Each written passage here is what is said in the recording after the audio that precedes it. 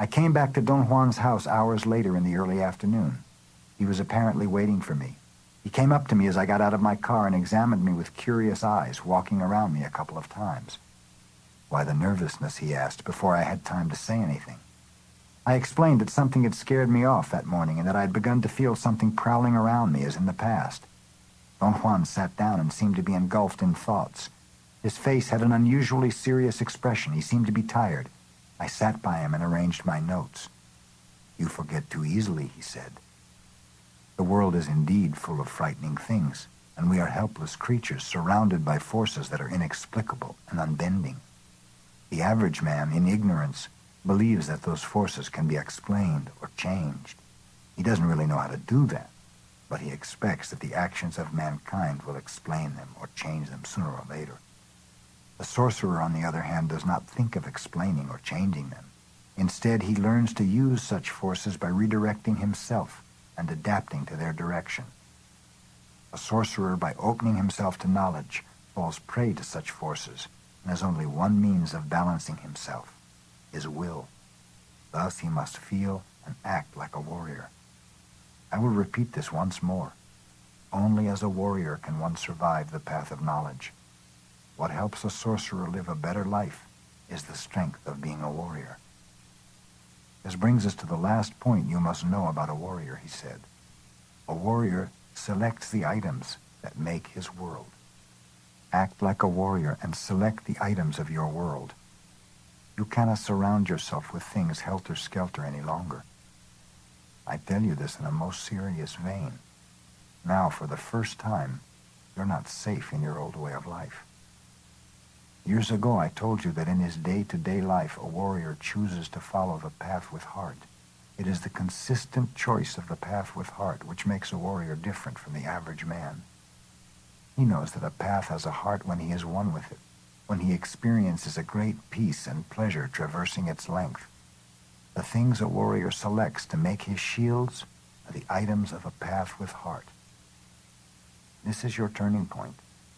Now you must surround yourself with the items of a path with heart, and you must refuse the rest, or you will perish in the next encounter. I may add that you don't need to ask for the encounter any longer. An ally can now come to you in your sleep, while you are talking to your friends, while you are writing. "For years I have truly tried to live in accordance with your teachings," I said. "Obviously I have not done well. How can I do better now?"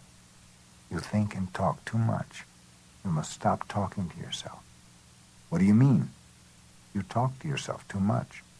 You're not unique at that. Every one of us does that. We carry on an internal talk. Think about it. Whenever you are alone, what do? "I talk to myself." "What do you talk to yourself about?" "I don't know, anything, I suppose." "I'll tell you what we talk to ourselves about. We talk about our world. In fact, we maintain our world with our internal talk." "How do we do that?" "Whenever we finish talking to ourselves, the world is always as it should be. We renew it. We kindle it with life. We uphold it with our internal talk. Not only that, but we also choose our paths as we talk to ourselves. Thus we repeat the same choices over and over until the day we die, because we keep on repeating the same internal talk over and over until the day we die. Your warrior is aware of this and strives to stop his talking.